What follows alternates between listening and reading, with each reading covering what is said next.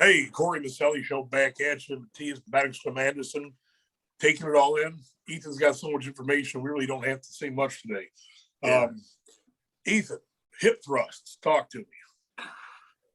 Well, it's a great question, and and I think this in the performance world, there are people that are adamant that it's a waste of time, and then there are those that are somewhere in the middle, and then there are those that think it's the greatest thing since sliced bread. And I have experienced some pretty amazing. I laugh at those that think it's a waste of time. I'll tell you that, and I know there are some pretty elite people, but what it tells me is they've not been under the bar, had significant experience doing it. And I know this about meatheads like myself. We don't like to change very quickly. I'm not attacking anyone. I will wear that badge, a badge of honor.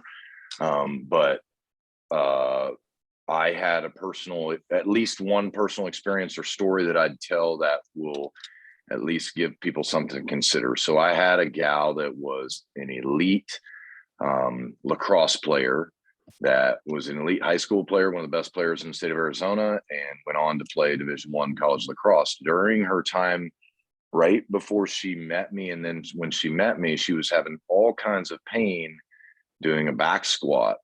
And what we identified in her running gait and with the way that her femoral condyle entered into the hip capsule, or the acetabulum, if you will, big word of the day, it didn't fit in quite right, and she would have pain from squatting, and I mean a lot of pain. And then she had the natural ebb and flow of training, and she was gone from training for a while because of season stuff, and she ended up getting bilateral stress reactions that I think went into stress fractures in her femurs. Oh, wow. And I was like, oh, this is serious stuff. So when she came back to train, she healed from that. We dropped the squat altogether, and we implemented, and that's when I first implemented hip thrusts. Now I had her data points from before the stress reactions of vertical jump, running speed, squat strength, all the testing measurables and things of that nature that we would take as strength coaches. Right. And then we came back, and for 6 months she didn't squat, and all she did was hip thrust. I mean, not all she did, but I'm saying, like, we took away the thing that hurt or caused pain.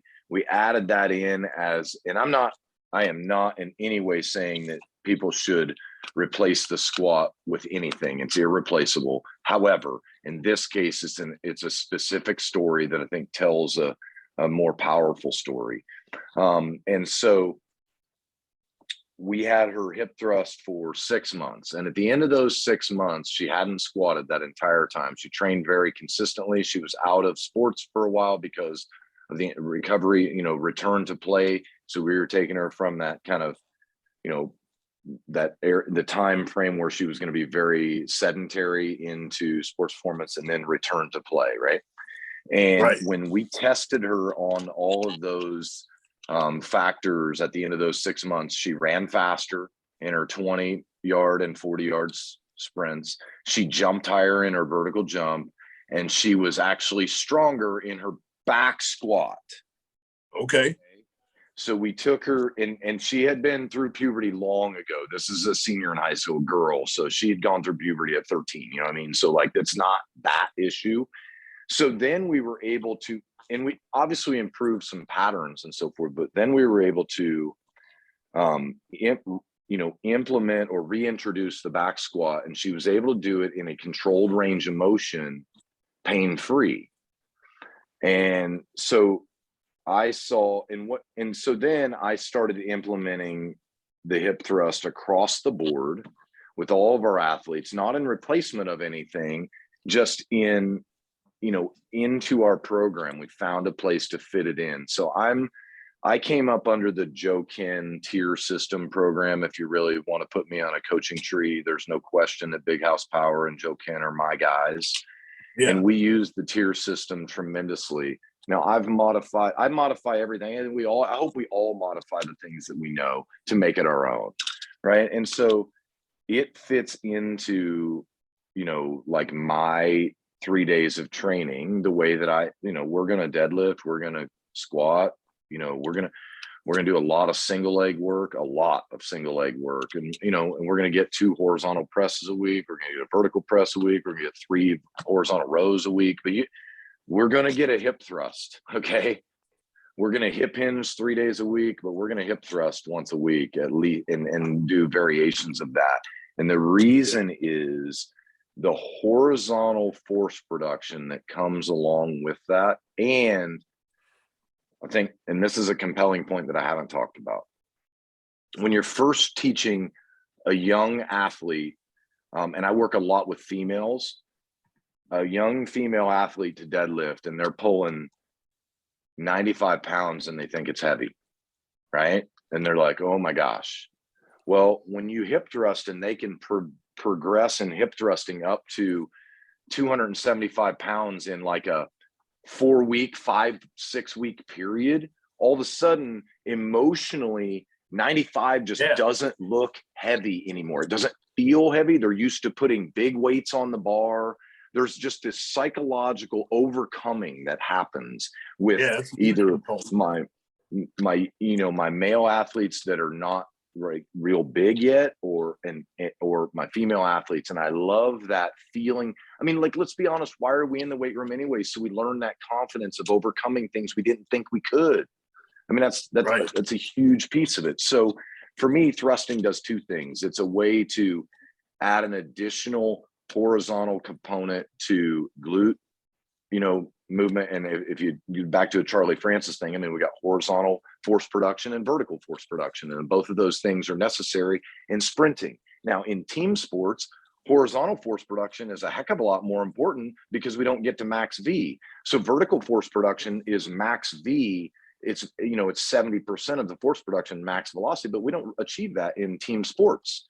Team sports are 0 to 20 yards almost always, right? I mean, we can talk about soccer players get out and right. So that being the case, horizontal force production and power production in jumping is so critical. So the thrust just made sense to me. Now, I've seen some people bastardize it and do it bad, and I'm fairly meticulous about my expectations, and just the detail of things, and then doing it with intensity, but still doing it, with detail. And that being the case, we had tremendous outcomes. And I've got like a lot of data over the last 20 years that I've taken. I keep all of it. I mean, it used to all be on paper. Now it's all, now it's all on my computer.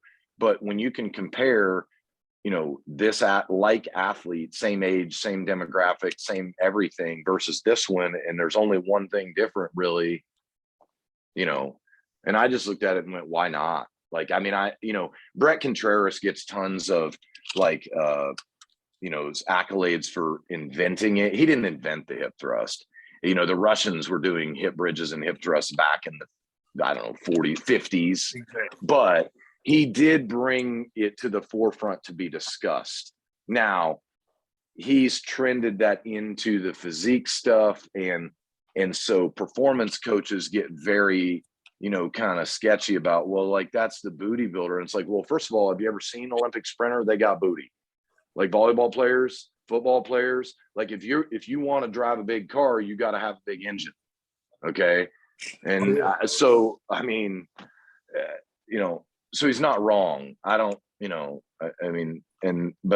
he gets a lot of accolade for inventing it, but I will give him, I know Brett personally, he did bring that exercise to the forefront of people's brains, and he's gotten a lot of flack for that, candidly. And I get why, because strength coaches don't love maybe the approach. But for me, it's a game changer for me. Yeah, definitely. Specificity of training. Let me give you a little story. I forget. Well, I think it was after my second year at Eastern, I was assigned a special punishment coach the entire off season. So whatever the team did, I did an additional 6 days a week of 2180s. And I remember after one of those workouts, I was so freaking spent. We don't wear conditionings like anyway.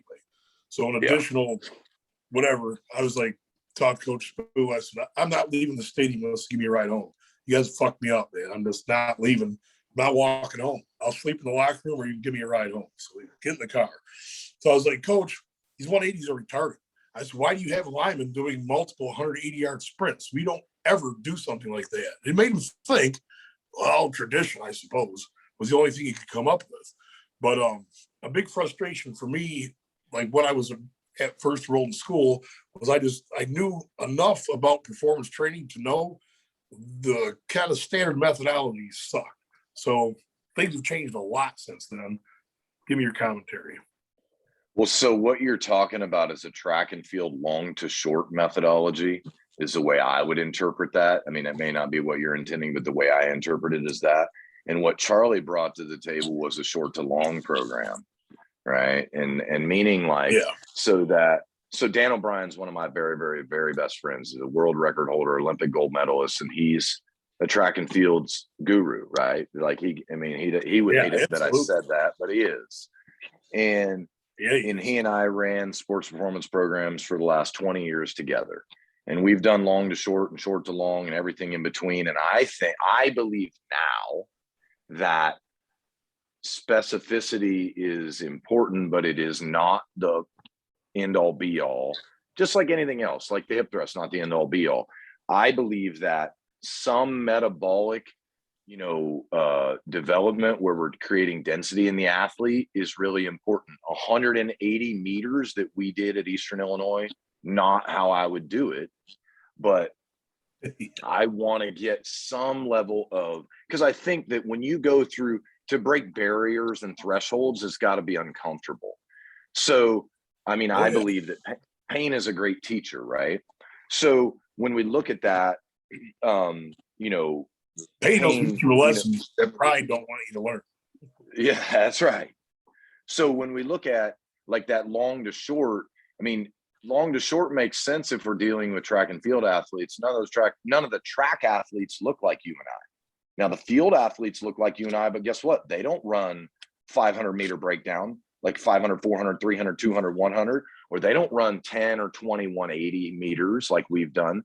And I learned a lesson from that. So we did some long to short stuff early on in my career in coaching at the college level and Dan was doing it. And I made modifications to all the runs, but not enough modification. Like, so if every 100 meters that was planned, we took a 10% break off so we'd take super skill or, outside the box players. And then we'd go front 7 level 2 players and then front 7 level 1 players. So level 1 player is us, right? Level 2 player, linebacker, fullback, right? And then outside the box player, super skill guys, And so if they were going to run a 110, then the front 7 level 2 would run 100 and the front 7 level 1 would run 90. And the way we would do that is on a football field, you'd have some people at the back of the end zone. You'd have people at the 10-yard line, people at the goal line, and we'd all finish at the same goal line, right? So that we could do the same time for running. And that seemed to make some sense because the collective spirit of team and working together and the metabolic nature of that, I would probably never run longer than 100 or 90 yards with a lineman. And that would be on my long speed day where I call it a tempo run. But I believe that we got to blend those systems. I don't like a long to short or short to long. I like having a tempo day where we're working metabolically. And that to me can even help with recovery because maybe we're real sore and we need to flush some stuff out from a lift. But we also need to have a violent sprinting day. Right? We need to have a violent or a good change of direction day. We've got to have a reactive jumping day. Right. And so, really, if I were going to program it perfectly, I'd have 4 days of running and one day would be a tempo day that you described, but we would just never go longer than, the super skill would go 110, and then we would, from there we'd go 110, 190. I've taken it out longer than that. I've had experience of doing that personally, running it and then passing it along to others. But I always did modified running. To your point though, I think when we talk about specificity, one of the most important details we consider is conditioning work of the sport. We can't just do short spurts of running, because here's what I want to think about too. Like, it used to be that we would have a football average would be 5 to 6 seconds of a play and then 36 seconds of rest, right? That was when we played. That's what the research said. How about the spread offense? And now they're running 100 plays a game. We were running 50 plays a game, right? So we got to make modifications to our work rest ratios. How about we're no huddling? So like the receiver sprinting down, high running back, getting a call from the sidelines and going again. So their conditioning needs to be very different than yours and my conditioning, because we just don't do those same things. Now, you know, that to say, I think that far too many coaches, like baseball, they run poles. Are you familiar with running poles? So you run foul pole to foul pole, and then a full pole is foul pole to foul pole and back. You tell me the same question you asked me. Why in the hell are we running a pole for a baseball player? Arguably, it's a more explosive sport than football. Like 100%, man. Yeah. I mean, in terms of the activity level. And the weird thing to me about baseball is you can be like the intermittency of it. You might do nothing for an hour. Bam, you have to go like full tilt out of nowhere. Yeah. That's a weird aspect of baseball to me. Well, and the interesting thing about baseball, and I'll take a shot at it because I work a lot with baseball, you'll hear these old pitching coaches say, well, we're going to run mileage because we're going to flush lactate. And I'm like, sir, pitching is an alactic event. There is no lactate built. And they're like, what's that mean? And I'm like, well, clearly you shouldn't be doing their conditioning or training if you don't know what that means. Now that, you know, there are a lot of guys in baseball that now have figured that out. And Eric Cressy is one of the leading, you know, experts in baseball. And he's, you know, with that too. I mean, but it's that a lot of times, and I'd say no shot at Coach Spoo. I loved him. I know a lot of people did, but he did what he thought was best for us at that time. And I would say some of it was really good, even in the 180s, because it made us tougher. But some of it was bad because shin splints and breaking the body down and things of that nature. But I think he may have been guilty of what. Well, no, I mean, I think that's where I'm going. Like, I think every coach along the line has done things that their coach had them do because they felt like that their coach had them do it. So therefore it must be good.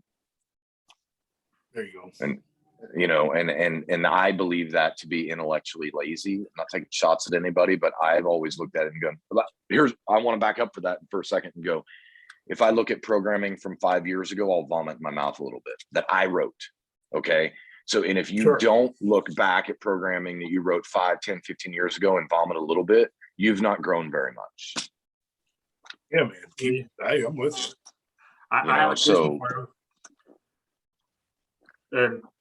Just before we finish up, maybe you can give me a little bit of advice, because we talk about injuries and I have an issue with both my hamstrings. After I've been working on my legs and my knee for a long time, been loosening up and getting back to lifting somewhat heavy squats and deadlifts, it turns out that my inner hamstring on both sides, and especially in the bottom, are pretty fragile compared to all other muscles and all other movements. And even doing leg curls seem risky to me. Deadlifts are pretty comfortable for them. Of course, hard, but comfortable. Squats and good mornings and stuff like that is a little, I have to be careful. Do you have any way that I might be able to bring them up faster in a safe way? Well, so modifying your foot position in your different deadlift variations or your Romanian deadlift variations, I think would be really helpful.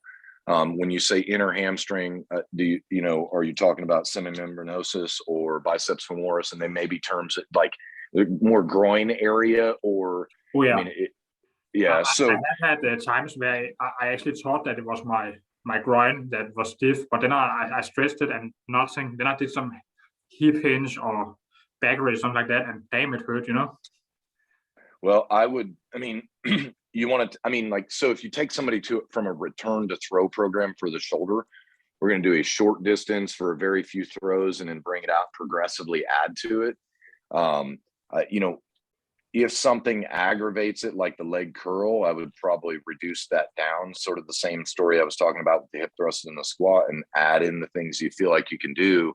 Yeah. I would probably look at the good mornings or RDLs or deadlifts at different, like sumo deadlifts and traditional deadlifts, or a mid stance RDL or mid stance good morning and a narrow stance, because what that's going to do is change the pennation angle of the muscle, so that if it aggravates it, aggravation might not be a terrible thing, but at some point we got to let it calm down and heal. Yeah. So if you can train around those things, it'd be helpful. I don't know if you're doing any sprinting.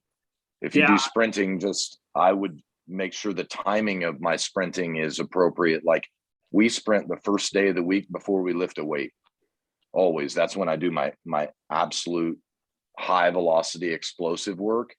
And I squat and RDL. I crush the legs and hamstrings on the last day of the week, after we've done all of our change of direction, after we've done all of our sprinting, after we've done all of our jumping, because I want to do my movement skill before I crush my legs. That makes sense? Yeah. So how would you translate that to powerlifting? Well, that's a great question. A bit of hill sprints in the middle of the week, the lighter day that Corey recommended me, is a very short sprint. And after a few times, and after a bit of like walking the stairs with vertical shins, I do get a little bit of soreness, maybe even pain in that bottom hamstring in the left leg, but it's not too bad. I still progress. But like for powerlifting, how would I do it the way you just recommended? I would probably change my sprinting to earlier in the week and see what that would be my first recommendation. Sprinting before you do your lift instead of in the middle of the week. And then it can be, you can run, but not a 90% or greater effort, right? Like is what I'm talking about on your sprint, because and not very like long distances. I mean, I would do more conditioning and sled work in that middle of the week time to help with that recovery, rather than sprint work, and take my sprint work earlier in the week, because I think it's a critical component to powerlifting, because of the glute activation and everything that it does. But just change around the timing of it. You'll be amazed at how much that'll help. Okay, so should I maybe reduce the frequency of my lower body, like powerlifting type of exercises, so that it's less strain and more room for sprinting and walking and running and putting weights? I don't know that. I mean, I think if you're going to try to lift heavy weights, you got to lift heavy weights, right? So you can't avoid that activity entirely. But I guess I could like sprint in the beginning of the week and do some sled pulling, like in the middle of the week, and do some heavier squats or deadlifts or good morning in the end. Like that's the way I would do it. And some light, slow weight with the other. Let's say I do squats and deadlifts on Friday. Well, maybe on Wednesday I would do the good mornings before pulling the sleds slowly, and then rotate which ones I go heavier on Friday the next week, something like that. It all depends to me, like on the deadlift, on how much glute and hamstring activation you get. The way that we deadlift in performance is we'll drop the weight so there's no eccentric portion of it, so it minimizes the soreness of the lower half. So we deadlift and do our power movements, or our cleans and so forth early in the week. I understand in powerlifting it's a little bit different. Sorry, David. Well, when I say drop the deadlift, I don't mean drop the exercise. I mean drop the barbell, we stand up with it and then drop the implement. And I use the squat and Romanian deadlift to get and single leg work to get a majority of our strength. I don't think you need to train the deadlift as much as many power lifters do to be a great deadlifter. Corey's the expert here. That's another episode. Definitely. I mean, like I'm doing slow training now, and I'm finding that some slow work, feeling what the muscles do, that helps a lot just with light weights. And I'm built to deadlift, so it's very comfortable, even down from the floor. I mean, it is even with injuries, it's always been comfortable in some way. So I would put that early in the week with your sprinting. But I got to run. Guys, it's been great. Thanks for having me. I love the Squat Live stuff. Check us out at, Triple Threat Performance. And we'll do another episode on deadlift programming, because I know you want to go off on that a little bit. Yeah, man. It'd be fantastic. Awesome. All right. Corey Miceli signing off. Peace. Rapping Radio, the Corey Miceli Show YouTube channel, courtesy of Matthias and Triple Threat Performance. Ethan Banning. Peace. See you guys. Peace.